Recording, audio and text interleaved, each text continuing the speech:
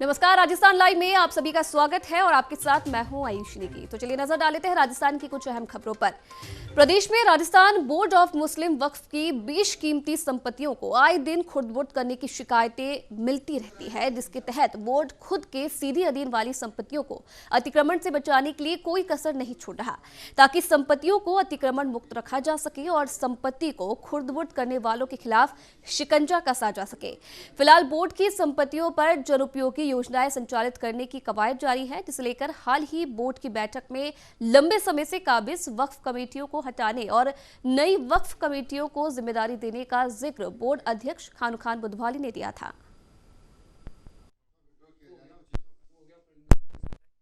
25 लाख रुपए दिए थे और करीबन 25 लाख की अभी और घोषणा की कि जहां जहां जिस बाउंड्रीज नहीं है, और फिर उसके साथ साथ डेवलपमेंट के लिए जैसे अलग अलग हॉस्टल्स को, कॉलेज को जो हमें करने हैं, या फिर जोधपुर में जैसे एक हॉस्पिटल की लैंड है, या उदयपुर में हॉस्पिटल के लिए दिए, या शास्त्री नगर में पानी की टैंक के लिए, ये जो सारी जो डेवलपमेंट की जो चीजें थी आज ही बोर्ड में भी चल रहा है। और शायद मोस्टली इंशाल्लाह बहुत अच्छी मीटिंग होगी और सब लोगों की इच्छा थी कि एक अच्छा डेवलपमेंट और सोशल काम हो जो जिसमें जनहित में और जो गरीब अनाथ जो बच्चे बच्चियां जो है, या फिर जिसके जो बीमार होते हैं उनकी भी किस तरह से मदद की जाए, स्कॉलरशिप किस तरह से दी जाए, ये चीज भी आज बोर्ड ने खास करके रखी गई।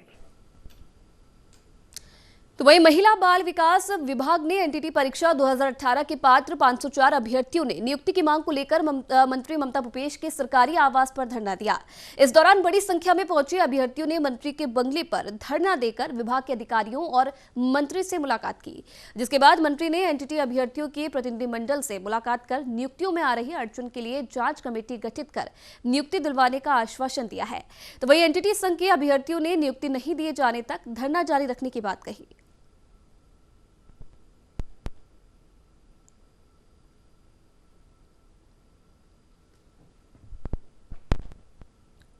एनटीटी भर्ती की जो मांग है वो इन लोगों ने अपनी बात रखी है और विभाग और कर्मचारी चयन बोर्ड मिलके बहुत ही सूक्ष्म तरीके से जांच करके इन लोगों को नौकरी पे लगाने का हम लोग पूरा प्रयास कर रहे हैं। और इनकी कुछ जो सर्टिफिकेट्स हैं उनके समकक्ष सर्टिफिकेट भी आए हुए हैं, तो उन लोगों की भी एक दूसरा ग्रुप भी है जिनकी मांग है कि हमारा भी एनटीटी के समकक्ष हमको एनसीईआरटी ने माना है, तो हमको भी इसके अंदर जोड़ा जाए साथ में। उसी की हम लोग विभागीय स्तर पे कर्मचारी चयन बोर्ड के माध्यम से जांच करवा रहे हैं कि भाई ये दोनों डिग्रियां बराबर हैं कि अलग है। अगर बराबर होगी तो हमें उन लोगों को भी कंसीडर करना पड़ेगा। अगर कर्मचारी चयन बोर्ड उनको मानता है तो हम लोगों ने ये जो अपनी बात है विभाग की उनके पास भेजी हुई है और अभी जितना जल्दी समाधान होगा। 504 लोगों को पात्र करके इनकी नियुक्ति की अपनी शिक्षा कर दी, लेकिन उसके बाद ही महिला बाल विकास विभाग नियुक्ति आदेश जारी नहीं कर रहा। इसको लग रहा है सब लोग इकट्ठे हुए हैं कि हमें नियुक्ति आदेश जारी करें, क्योंकि 2018 भर्ती है, लेकिन उसके बावजूद विकल्प तक करवा लिया डिपार्टमेंट ने, लेकिन उस बार पोस्ट आदेश नहीं जारी करिए। हमें या तो डिपार्टमेंट मंत्री जी बोल दे कि 5 दिन में 7 दिन में आपको नियुक्ति आदेश दे देंगे, उसके बाद में यहाँ से उठ जाएंगे। हमें इस पर जवाब देते राजेश तिवारी, प्रदेश उपाध्यक्ष। राजधानी जयपुर के एसएमएस अस्पताल में नर्सिंग कर्मियों के साथ हुई मारपीट के चलते कार्य का बहिष्कार किया गया। आपको बता दें कि बहिष्कार इसलिए किया गया क्योंकि अस्पताल के ट्रॉमा वार्ड के सेकंड ग्रेड नर्स के साथ एक मरीज के निधन के बाद उसके परिजनों सहित करीब 15 लोगों ने मारपीट की। वहीं इसके बाद अस्पताल अधीक्षक और डीजीपी से वार्ता के बाद मिले सकारात्मक आश्वासन और 2 आरोपियों की गिरफ्तारी के बाद नर्सिंग कर्मी वापस काम पर लौट आए हैं। राजस्थान नर्सेज एसोसिएशन प्रदेशाध्यक्ष प्यारेलाल चौधरी से खास बातचीत की हमारे संवाददाता नीरज शर्मा ने। जयपुर के सवाई मानसिंह अस्पताल से जुड़े ट्रॉमा अस्पताल के न्यूरो सर्जरी वार्ड के अंदर नर्स ग्रेड सेकंड मुन्नीराज मीणा के साथ में आज तड़के 2 बजे यानी आधी रात को बेरहमी से मारपीट की गई। एक मरीज के परिजन अचानक 10 से 15 की संख्या में अस्पताल के वार्ड में घुसा है और चूंकि उनके परिजन का निधन हो चुका था, वो गंभीर थे, न्यूरो सर्जरी का केस था, लेकिन नर्सिंग कर्मी की जबरदस्त तरीके से पिटाई कर दी। इसके बाद में नर्सेज एसोसिएशन ने आज धरना प्रदर्शन किया, साथ ही कार्य बहिष्कार रखा। इसके बाद में सवाई मानसिंह चिकित्सालय के चिकित्सा अधीक्षक से वार्ता हुई। पुलिस की ओर से तत्काल 3 लोगों को गिरफ्तार कर लिया गया है, लेकिन अभी भी नर्सेज एसोसिएशन की मांग है घटना की पुनरावृत्ति नहीं होनी चाहिए। हमारे साथ में है प्यारेलाल चौधरी, जो कि नर्सिंग एसोसिएशन के राजस्थान नर्सेज एसोसिएशन के अध्यक्ष हैं। प्यारेलाल जी, जो पूरा घटनाक्रम हुआ इसको किस रूप में देखते हैं पहले तो, दूसरा क्या प्रमुख मांगे? निश्चित रूप से जो घटना है ये बहुत ही बुरी बात है अस्पताल में मरीजों के परिजन इलाज कराने थे और हमारी तरफ से चिकित्सकों को, चाहे नर्सिंग स्टाफ हो, चाहे पैरामेडिकल स्टाफ हो, बेहतर से बेहतर सुविधा देने की कोशिश करते हैं। परंतु जिस तरीके से न्यूरो सर्जरी वार्ड के अंदर हमारे साथी मुनिराज के साथ घटना हुई, उसके लिए बहुत ही निंदनीय है। और हम अस्पताल प्रशासन से मांग करते हैं कि अस्पताल प्रशासन के द्वारा पुलिस के जो केस दर्ज कराया जाए और एक वहाँ पुलिस की चौकी बनाई जाए ट्रॉमा सेंटर में, और सुरक्षा व्यवस्था जो गार्डों की व्यवस्था है उसको माकूल व्यवस्था के रूप में दी जाए। क्यों? कारण ये मैं आपके माध्यम से कहना चाहता हूँ कि जो ट्रॉमा वार्ड का जो हॉस्पिटल है वो अशोकनगर थाने के अधीन आता है और एसएमएस आता है मोती डोंगरी के अधीन। रात को जब वहाँ से कुछ कहा गया तो यहाँ के पुलिसकर्मी नहीं पहुँच पाए, इसलिए अगर वहाँ चौकी होती तो ये घटना इतनी बड़ी नहीं हो पाती। इसलिए हमारी आज अस्पताल प्रशासन के साथ वार्ता हुई। हमने 2 घंटा तक विरोध प्रदर्शन किया और विरोध स्वरूप चिकित्सक अधीक्षक डॉक्टर राजेश शर्मा ने अस्पताल के द्वारा, प्रशासन के द्वारा संबंधित जो लोग हैं, वांछित लोग, उनके खिलाफ एफआईआर दर्ज कराई गई है और डीजी साहब से बात करके एक वहाँ पुलिस चौकी की स्थापना की मांग की गई कि ये शायद शीघ्र ही उसकी वो चौकी बन जाएगी और हम आशा करते हैं कि ऐसी घटनाएं दोबारा अस्पताल में नहीं हो। घटना का क्या कारण रहा? मरीज का एक परिजन, उसका निधन हो गया, केवल ये एक घटना का कारण था या कुछ और भी कारण रहे? नहीं, देखिए घटना कैसे हुई तो पता नहीं, फिर उधर घटना जो संबंधित मरीज जहाँ जिसकी मृत्यु हुई, जिसके परिजनों की बहुत दुख की बात है, वो उसकी मृत्यु हुई आईसीयू के अंदर। और जो हमारा जो स्टाफ नर्सिंग कर्मी है वो है न्यूरो सर्जरी वार्ड, जो दोनों में 1 मंजिल का फासला है। अब वो घटना कैसे हुई, किस लेके हुई, किस बात से, जैसे आपने एक वीडियो देखा है, आपके पास भी वीडियो सब जगह सोशल मीडिया पे चल रहा है, उसमें एक फाइल की मांग कर रहे हैं, जबकि फाइल वो चिकित्सक के पास होती है, नर्सिंग कर्मी के पास नहीं होती। तो उन लोगों की जहां तक लग रहा है वो किस गलतफहमी के साथ हुई या व्यक्तिगत कैसे हुआ, पर घटना बहुत बुरी हुई और हम उसकी निंदा करते हैं। अचानक से 10 से 15 की संख्या में बता रहे हैं कि लोग जो है वो घुस आए थे और मारपीट कर दी। क्या सुरक्षा व्यवस्था इतनी लचर है कि नर्सिंग कर्मी या मेडिकल कर्मी या फिर चिकित्सकों के साथ कोई भी आके मारपीट कर सकता है? निश्चित रूप से बहुत ही घटना की हम निंदा करते हैं और ये सोचने वाला बिंदु। हम अस्पताल प्रशासन से, हमारे एसोसिएशन ने मांग भी करी सुबह, जिस प्रदर्शन में सभी नर्सिंग साथियों की एक ही मांग थी कि वहाँ चौकी, और जब गार्डों को तकरीबन 5 से 10 लाख रुपए मंथली वहाँ गार्ड लगाए गए, उनको पेमेंट कर दिया और वहाँ गार्ड अगर व्यवस्था ही नहीं संभाल पाते फिर काय के लिए? तो ये तो इसमें तो अस्पताल प्रशासन की खामी है, लच्चर व्यवस्था है। इसी को लेकर आज पूरे हम नर्सेज में रोष व्याप्त था और अस्पताल अधीक्षक महोदय ने कहा है कि हम इसमें निश्चित रूप से सुधार करेंगे। नाइट कर्फ्यू भी लागू है, रात्रि के समय ज्यादा संख्या में लोग जो है विचरण नहीं कर सकते एक साथ झुंड में। दूसरा जो है अस्पताल के अंदर जो 15 की संख्या के अंदर बताया जा रहा है, 10 से 15 संख्या के अंदर लोग आ गए। आखिर क्या ऐसे कारण रहे कि वैसे अस्पतालों के अंदर मरीज के अटेंडेंट को बाहर निकाल दिया जाता है, रात्रि के समय रुकने ही नहीं दिया जाता, तो भी इतने लोग आ गए? क्या कोई गार्ड नहीं था या नहीं? वो बहुत ज्यादा संख्या में तकरीबन 15 लोग थे, वीडियो में आप देख रहे हैं। गार्डों ने भी अपनी तरफ से रोकने, फिर गार्डों के पास कोई ऐसी व्यवस्था तो है नहीं, और वो लोग एक सामूहिक ग्रुप में, गार्ड अलग अलग ग्रुप में अगर 3 आदमी हुए तो वो सब पे भारी पड़ते हैं। तो निश्चित रूप से ऐसी घटना हुई और अस्पताल प्रशासन की तो, हम ट्रॉमा सेंटर की तो मानते हैं इसमें कि वहाँ गार्ड थे ही नहीं। अगर होते तो शायद वो जो लोग आए उनसे भी कुछ बीच बचाव की और इतनी जो हमारे साथी के साथ मारपीट हुई वो नहीं हो पाती। आप वापस से काम पर लौट आए हैं? हम सब लोग काम पे, अधीक्षक महोदय के आश्वासन पे हमारे सामने मोती डोंगरी एसएसओ से बात करी, एसएसओ साहब भी आ गए, एसएसओ गांधीनगर भी, वो अशोकनगर भी आ गए, और अधीक्षक साहब ने डीजी साहब से बात करके हमारे प्रतिनिधिमंडल को आश्वस्त किया है कि 3 लोगों को गिरफ्तार किया, नामजद गिरफ्तार भी हो गए हैं, और जो हमारी चौकी की मांग है और आगे ऐसी घटना की पुनरावृत्ति है उसके लिए हमें आश्वासित किया है। अगर दोबारा ऐसी कोई कार्रवाई होती है तो राजस्थान की नर्सेज बहुत अस्पताल प्रशासन को आपके माध्यम से चेतावनी देती है कि ऐसी घटनाओं की पुनरावृत्ति नहीं। जिस नर्सिंग कर्मी मुनिराज मीणा के साथ मारपीट हुई उसकी कैसी हालत है? अभी वो ठीक है, कल से वो बोतल लगी है, एक्सरे हुए, सिटी स्कैन भी हुआ है, सर में भी चोट आई है, उसके मुंह पे भी देखा है। बहुत मतलब उन लोगों ने एक प्री प्लान भर्ती है?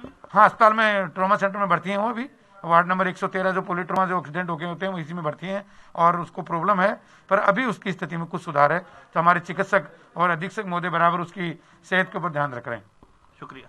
तो ये थे नर्सेज एसोसिएशन के अध्यक्ष प्यारेलाल चौधरी जी। सीधे तौर पर उन्होंने कहा अस्पताल अधीक्षक के आश्वासन के बाद में और पुलिस प्रशासन के आश्वासन के बाद में काम पर लौट आए हैं समस्त नर्सिंग कर्मी, क्योंकि वो नहीं चाहते कि अन्य मरीजों को परेशानी हो और चिकित्सा के जो कार्य हैं वो यथावत रहे, क्योंकि ये लोग कोरोना वॉरियर्स हैं, अपनी ड्यूटी अच्छे से निभा रहे हैं। लेकिन इस प्रकार से अचानक कुछ मरीज के परिजनों का आ जाना और मारपीट कर देना निश्चित रूप से एक बड़ी जांच का विषय है और गंभीर घटना है। इस मुद्दे को लेकर के पुलिस प्रशासन को भी सजग होने की जरूरत है और साथ ही एक चौकी की स्थापना की मांग जो की गई है इस पर गंभीरता से विचार होना चाहिए। कैमरामैन सुरेश गोयल के साथ नीरज शर्मा, न्यूज इंडिया, जयपुर।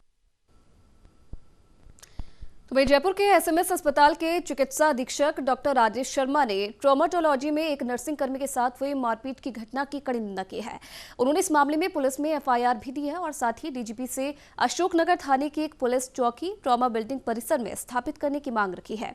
अस्पताल में नर्सिंग कर्मी के साथ हुई मारपीट और आगामी सुरक्षा बंदोबस्त को लेकर न्यूज इंडिया संवाददाता नीरज शर्मा ने खास बातचीत की एसएमएस अस्पताल के चिकित्सा अधीक्षक डॉक्टर राजेश शर्मा से।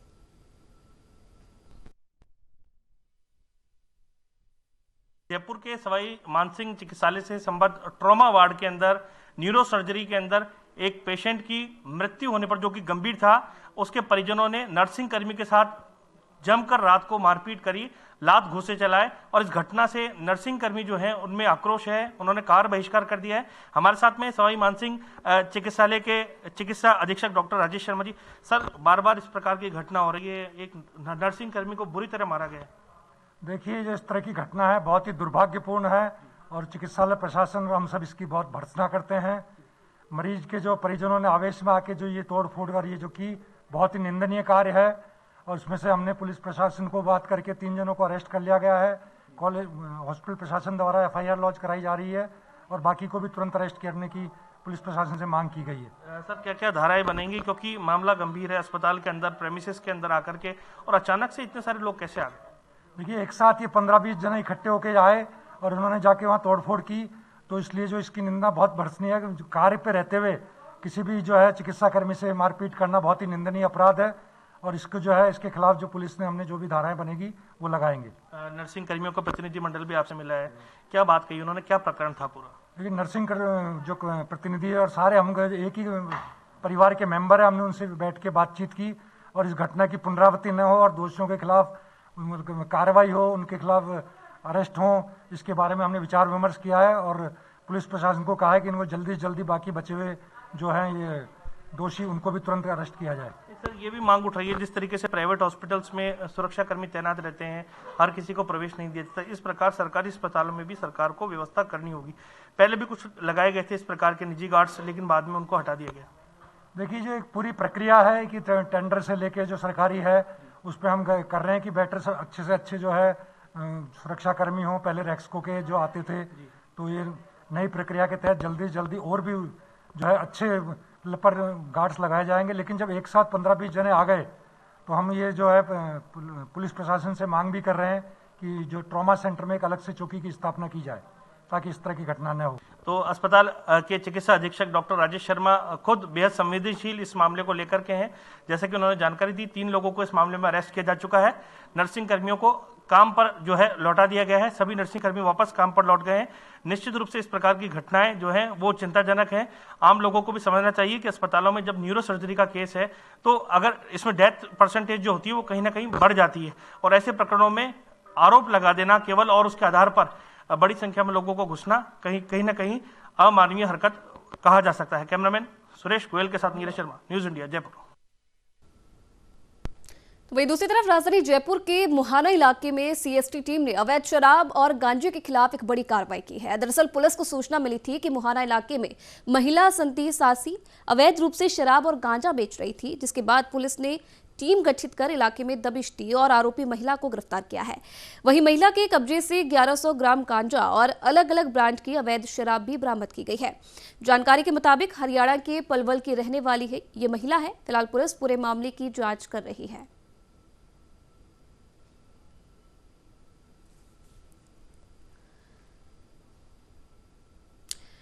पूरे राजस्थान में शीतलहर का सितम जारी है। दिन के तापमान में भी गिरावट दर्ज की गई है। वहीं जयपुर सहित पूर्वी राजस्थान में सुबह से रुक रुक कर बूंदाबांदी का दौर भी जारी है। मौसम विभाग ने अगले 2 दिन तक बारिश और कुछ स्थानों पर ओलावृष्टि का अलर्ट भी जारी किया है। इसी कड़ी में मौसम का जायजा लिया न्यूज इंडिया संवाददाता नीरज शर्मा ने। राजधानी जयपुर सहित पूर्वी राजस्थान के अंदर रिमझिम और बूंदाबांदी बारिश का दौर जारी है। वहीं शीतलहर का प्रकोप भी बदस्तूर जारी है। आप देख सकते हैं जो आसमान है, आसमान में बादल छाए हुए हैं और सूरज बादलों की ओट के अंदर छिपा हुआ है। तो निश्चित रूप से ये मौसम जो है दिन के समय में भी ठंडी हवाएं चल रही हैं और लोगों को काफी कड़ाके की सर्दी का एहसास हो रहा है। कुछ लोग हमारे साथ मौजूद हैं, उनसे जान लेते हैं किस लेवल की सर्दी पड़ रही है। बहुत तेज सर्दी पड़ रही है, कड़ाके की ठंड है, दिन में ओस भी रहती है और रिमझिम बारिश भी आई जा रही है लगातार। सूरज दिख नहीं रहा है सुबह से अभी तक। किस तरीके से बचाव कर रहे हैं सर्दी में अपना? सर्दी में अभी स्वेटर पहन रहे हैं, सुबह आग में तप लेते हैं और जैकेट भी पहन के आते हैं। आप बताइए, आपने स्वेटर भी नहीं पहना है, कितनी ठंड लग रही है? नहीं, सर्दी है, अंदर इनर पहन रखा हूँ। अच्छा। कल बारिश भी बहुत है। ये अंदर की बात है। हाँ, ये अंदर की बात है। बारिश भी हुई थी कल, सांगानेर इलाके में तो और भी ज्यादा बारिश हुई थी। आप बताइए, सर्दी कितनी पड़ रही है और बचाव के लिए क्या क्या जतन करें? जोरदार पड़ रही है, मतलब जिस हिसाब से मतलब लॉकडाउन लगा है ना, तो उसका मतलब मौसम बिल्कुल साफ हो गया, उसी हिसाब से मतलब अच्छी सर्दी पड़ रही है कड़ाके की। अब 2 दिन से बारिश भी पड़ रही है। ये मावठ की जो बारिश है, ये खेतों के लिए, फसलों के लिए कितनी अच्छी कही जाती है? अभी देखो, इसका तो मुझे कम ही आइडिया है, बाकी शहर के ही हैं आप रहने वाले? मोस्टली वैसे शहर से ही मैं बिलोंग करता हूँ, बाकी खेती के बारे में तो कम आइडिया थोड़ा। नहीं, माउंट तो बहुत अच्छी हो रही है। माउंट से है कि किसानों का खर्चा बच रहा है, क्योंकि डीजल से इंजन चला के फिर फसल की वो तैयारी करे, पानी पिला रहे हैं। तो अभी ये एक बार भी बारिश हो गई तो बहुत पानी की बचत होगी, डीजल की बचत होगी, किसानों को थोड़ा हेल्प मिलेगी। जिन लोगों को खेती किसानी की नॉलेज है वो जानते हैं कि मावठ की बारिश खेती के लिए अच्छी है। हालांकि ओलावृष्टि जहां पर हो रही है वहां वो नुकसानदेह है, लेकिन सर्दी का जो मौसम है ये काफ़ी कड़ाके की सर्दी जो है इस बार पड़ रही है। और निश्चित रूप से करीब 7 से 8 ऐसे शहर हैं जिनका तापमान 10 डिग्री सेल्सियस से नीचे बना हुआ है। हालांकि इससे पहले माइनस तक टेम्परेचर गया था, लेकिन बारिश होने के बाद में जो तापमान है उसमें हल्की सी बढ़ोतरी हुई है, लेकिन दिन का तापमान घट गया है। तो दिन और रात के टेम्परेचर के अंदर जो अंतर है वो काफ़ी कम हुआ है। निश्चित रूप को लोगों को जो प्रिकॉशन है वो लेकर के चलना चाहिए। जब भी बाहर निकले, खासतौर पर पैदल लोग, राहगीर या फिर दोपहिया वाहन चालक, तो अपने सर को, गले को और उसके साथ ही हाथों को जो है ढक करके चलें। जैकेट, दस्ताने, स्वेटर वगैरह का इस्तेमाल करें। कैमरामैन सुरेश कुमार गोयल के साथ नीरज शर्मा, न्यूज़ इंडिया, जयपुर। तो वहीं दूसरी तरफ प्रदेश में कोरोना संक्रमण की रोकथाम के लिए राज्य सरकार ने पाबंदियों को 15 जनवरी तक बरकरार रखा है। प्रदेश के गृह विभाग ने इसके लिए तमाम पुलिस अधीक्षकों को निर्देश भी जारी किए हैं। गृह विभाग के आदेशों के मुताबिक 15 जनवरी तक सभी स्कूल, कॉलेज बंद रहेंगे। साथ ही राजनीतिक, सामाजिक, खेलकूद, मनोरंजन, शैक्षणिक या धार्मिक आयोजनों पर भी रोक रहेगी। वहीं राजधानी जयपुर समेत चिन्हित शहरों में नाइट कर्फ्यू 15 जनवरी तक लागू रहेगा।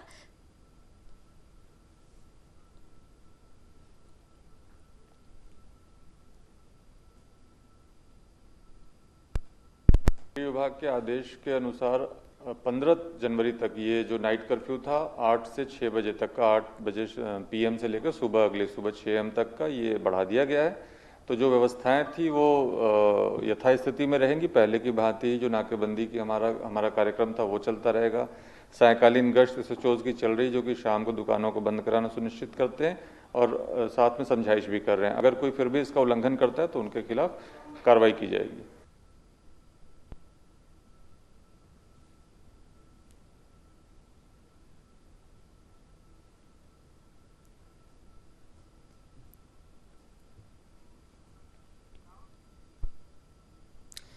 तो वहीं दूसरी तरफ प्रदेश में तेजी से फैल रहे बर्ड फ्लू महामारी को देखते हुए भीलवाड़ा जिले में वन विभाग ने अलर्ट जारी किया है, जिसमें गुड़ला तालाब, चावड़िया तालाब सहित अन्य जगहों पर पक्षियों पर अधिकारी निगरानी रख रहे हैं। आपको बता दें कि बर्ड फ्लू के कारण प्रदेश भर में अब तक सैकड़ों पक्षियों की मौत हो चुकी है।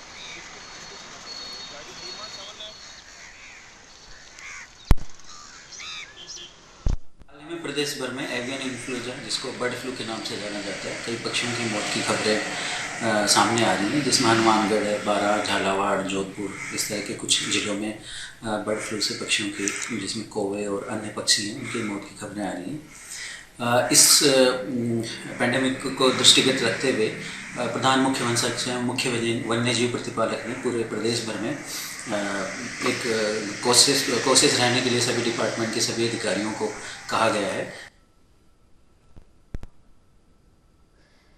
वहीं दूसरी तरफ भीलवाड़ा में कड़ाके की ठंड के बावजूद कपड़ों का मार्केट कोरोना की मार झेल रहा है। आज भी मार्केट में खरीदारी नहीं बढ़ पाई है। वहीं माल नहीं बिक पाने की वजह से दुकानदार कर्ज में डूब गए हैं, जिसके कारण व्यापारी खासा परेशान नजर आ रहे हैं।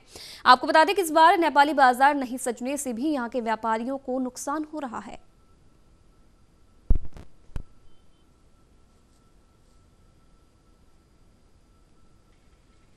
कोरोना के हिसाब से मार्केट जो चलना था वो नहीं चला, जो सजना था वो भी नहीं सजा। वो नेपाली नहीं आने से हमारे बिल्कुल महामारी के हिसाब से नहीं धंधा है, ये भीड़ नजर आई इस साल मार्केट के अंदर। और जितनी सर्दी पलटी हो से लोगों के पास क्या पैसा है नहीं कोरोना के हिसाब से, और कोई खरीदार है नहीं, दुकानदार सब अपने बल्कि दोस्त के अंदर ही है।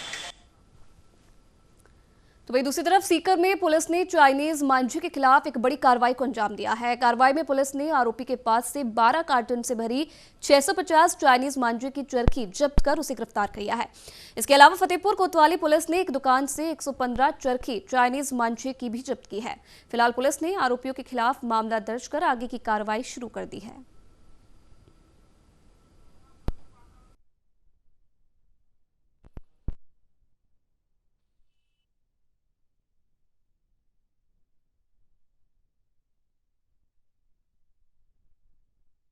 तो मैं इसमें एक चीज़ कहना चाहूँगा, चाइनीज़ मांझा जो है वो एक सामाजिक समस्या भी है, आपराधिक प्रकरण तो इसमें बनता ही है क्योंकि ये गैर कानूनी है और आदेशों की अवहेलना है।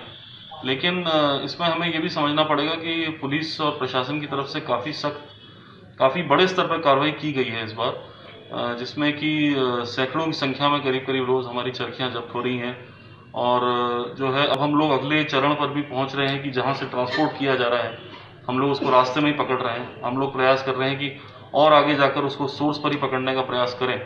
ये श्रीमान कलेक्टर साहब द्वारा व उच्च अधिकारियों द्वारा निर्देश जारी किए गए हैं कि संक्रांत के त्यौहार को देखते हुए चाइनीज मांझे की बिक्री, जिससे पशु पक्षियों को नुकसान हो रहा है, इंसानों को भी नुकसान हो रहा है, उनकी बिक्री के खिलाफ कार्रवाई करने हेतु आदेश जारी किए हुए हैं। गश्त के दौरान DST टीम को सूचना मिली, जिन्होंने बताया कि धोद रोड पर पानी की टंकी के पास नत्थी देवी सिकरिया कॉलोनी में कोई व्यक्ति ने चाइनीज मांझा उतारा है जो बिक्री के लिए इंतजार कर रहा है।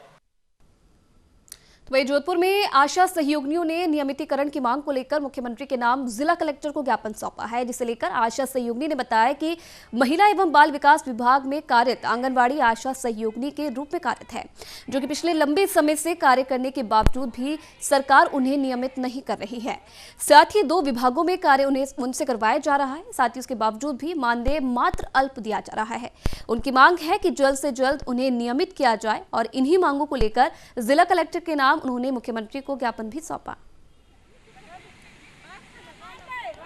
सालों से हम करते आ रहे हैं, संघर्ष करते आ रहे हैं, लेकिन सरकार ने कोई मांगे नहीं मानी। हमारी मुख्य मांगे हैं, हमें परमानेंट किया जाए, हमें किसी एक विभाग से जोड़ा जाए, हमारा मानदेय इतना होना चाहिए हम 2 वक्त की अच्छे से खाना भी खा सके। हमने 2 सालों से कोई संघर्ष नहीं किया तो सरकार ने सोचा क्या है, आशाएं चुप रहेगी तो 1 रुपया भी नहीं बढ़ाया, लेकिन अब हम चुप होने वाली नहीं है। वहीं दूसरी तरफ जालौर के लेटा फाटक पर अब क्रॉसिंग पर ओवरब्रिज बनाने के प्रयास तेज हो गए हैं। ओवरब्रिज को लेकर JD अप्रूव होने के बाद इसका DPR तैयार कर जयपुर से दिल्ली स्वीकृति के लिए भेजा जा चुका है। दरअसल जालौर शहर से जोधपुर और पाली जाने वाले रास्ते पर रेलवे क्रॉसिंग आता है और जहां से निकलने में वाहनों को काफी समय भी लग जाता है। ऐसे में इस फाटक पर ओवरब्रिज बनाने की मांग को लेकर जालौर के जिला कलेक्टर हिमांशु गुप्ता ने प्रोजेक्ट की फाइल दिल्ली भेज दी है।